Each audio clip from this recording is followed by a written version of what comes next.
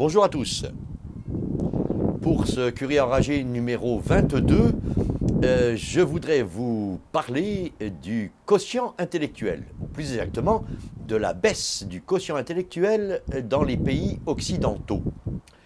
Le quotient intellectuel, c'est une mesure qui ne se réduit pas à toute l'intelligence. Il y a bien sûr l'intelligence émotionnelle, il y a la capacité de relation avec les autres. Tout cela n'est pas mesuré par le quotient intellectuel. Le quotient intellectuel mesure la logique, le raisonnement, la rapidité de l'esprit, mais pas tout ce qui fait l'intelligence humaine. Ce quotient intellectuel, donc, aussi curieux que ça puisse paraître, est en baisse depuis une bonne dizaine d'années. C'est Edward Dutton qui, en Finlande, avait mesuré dans les pays scandinaves différentes époques de chiffres par rapport au quotient intellectuel et qui a démontré qu'il y avait véritablement une baisse du quotient intellectuel. Il y a aussi Barbara Demenex au CNRS qui a attiré notre attention sur le fait que pour les enfants, dans le cas des enfants, la crise, je dirais, de l'intelligence se manifeste par un déficit d'attention, de concentration. Les enfants zappent et sont absolument incapables de se concentrer plus de quelques minutes sur un sujet. Il y a aussi une hyperactivité de beaucoup d'enfants et donc un manque de contrôle de soi que l'on remarque de plus en plus et de plus en plus fortement par rapport aux années passées. Il y a aussi le nombre des enfants autistes qui augmente d'une manière absolument considérable. De 1990 à 2001, on a noté 600% d'augmentation des enfants autistes en Californie. Un enfant sur 68 aux USA est autiste. On remarque donc finalement qu'il y a un danger à ce que nous devenions tous, dans les générations futures, crétins. Le crétinisme, c'est un mot apparu au XIXe siècle dont la définition comporte comme mots centraux un retard mental avec hypertrophie de la thyroïde. Et on sait que ce crétinisme est surtout dû à une carence d'iode. Donc, première des choses, mangeons tous du poisson. Quand maintenant on ne respecte plus le vendredi avec du poisson, on ferait mieux de respecter le vendredi avec du poisson parce qu'on serait un peu moins crétin. Nous savons que ce déficit, cette baisse du quotient intellectuel dans les pays occidentaux est une donnée absolument certaine. Par contre, les recherches que j'ai pu faire pour préparer cette émission m'ont laissé très perplexe parce qu'il y a au moins 3 grandes explications et on n'en a pas véritablement la preuve. Ce sont des hypothèses qu'il faudra vérifier.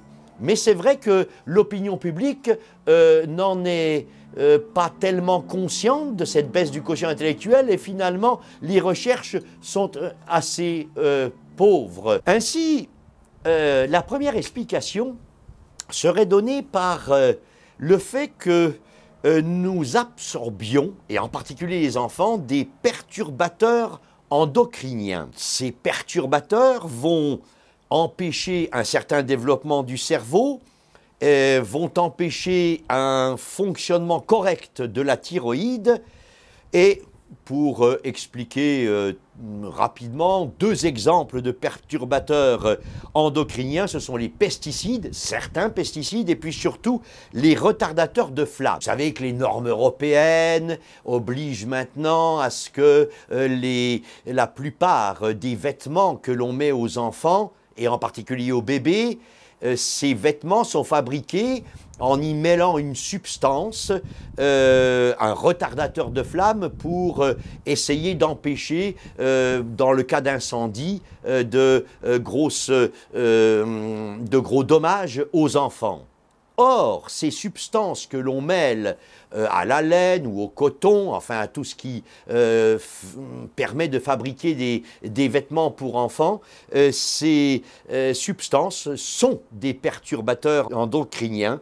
Autrement dit, ils empêchent un bon fonctionnement et un bon développement du cerveau et du bon fonctionnement de la thyroïde. On voit que cette baisse du quotient intellectuel est totalement réalisée, totalement vérifiée en Grande-Bretagne entre 1999 et 2009. Les Anglais ont perdu en moyenne 14 points de quotient intellectuel, pendant que les Français en perdaient 4, sachant aussi que ce sont les Italiens qui s'en sortent le mieux et qui en perdent très peu. Alors, il y a ce facteur probablement chimique. Je vous parlais des perturbateurs endocriniens. Mais il peut y avoir aussi des facteurs sociologiques. D'abord, nos systèmes d'éducation, qui font que nos enfants, nous le savons bien, en 6e, ne savent ni lire, ni écrire, ni compter.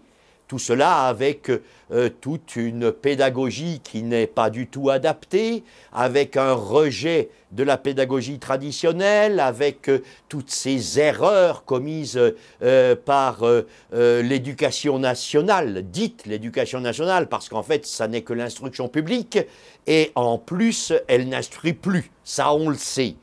Il y a aussi le fait que, il y a des objets technologiques qui sont apparus, les téléphones portables, les ordinateurs, Internet, qui font que tous les enfants et les jeunes sont rivés quasiment 24 heures sur 24 sur ces nouveaux instruments, cette nouvelle technologie.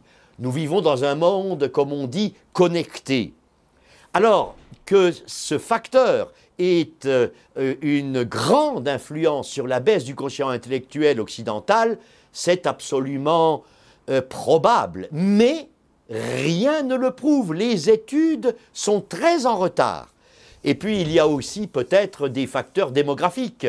En particulier, on a noté qu'en France, les intellectuels font de moins en moins d'enfants. Donc, puisqu'il y a de moins en moins d'enfants, et en particulier d'enfants d'intellectuels, le quotient intellectuel général des Français, des jeunes Français, est en baisse. Une espèce de déconfiture cérébrale, en particulier provoquée par les médias, les politiques, les décideurs, qui ont tout intérêt à abêtir le peuple, à nous rendre véritablement des crétins, des abrutis, en quelque sorte. Il y a eu une étude en 1991 d'un certain Richard Lynn. Mais ce Richard Lynn, d'ailleurs, une autre personne de sa famille, je crois que c'est son père, était aussi un scientifique. Ce Richard Lynn est un peu borderline, en quelque sorte. Il ne passerait plus bien maintenant. D'abord parce qu'il fait un lien entre les races et le quotient intellectuel. En particulier, il a remarqué, est-ce vrai, est-ce faux? Je vous laisse la possibilité, bien sûr, de rechercher ce qu'il en est. Mais il aurait remarqué que l'Afrique, par rapport à l'Europe, a un déficit de 30 points sur le quotient intellectuel général.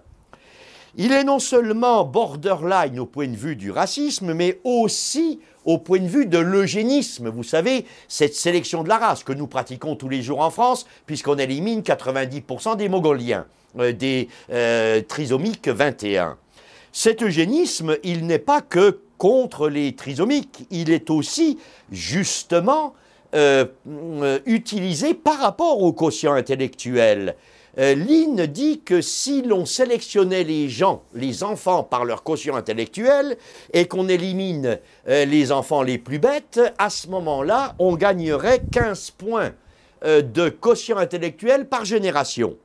Vous voyez un peu le danger de ce genre de théorie. Si, c'est sûr, il y a une baisse du quotient intellectuel en France, quand l'INE prétend que c'est aussi à cause des immigrés d'Afrique du Nord et du sud-ouest asiatique qui font que la France a baissé dans son quotient intellectuel, tout cela est peut-être vrai, mais encore faudrait-il vraiment le prouver, et sinon très dangereux. On est bien d'accord.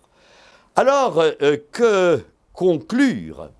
Bien sûr, on sait que le fait de ne plus faire de calcul mental, le fait d'avoir abandonné les méthodes traditionnelles dans l'instruction publique contribue à la baisse du quotient intellectuel, c'est sûr.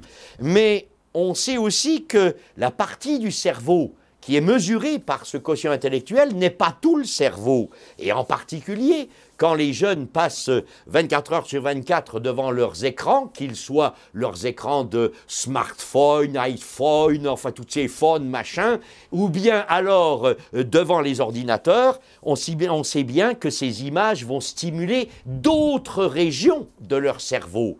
Donc un perdu pour un rendu en quelque sorte. Que conclure? Il faut simplement conclure que ce qui est sûr et certain, c'est que notre quotient intellectuel, je le dis encore une fois, qui ne mesure pas toute l'intelligence humaine, mais notre quotient intellectuel occidental est en baisse, en chute libre. Il faut donc faire quelque chose.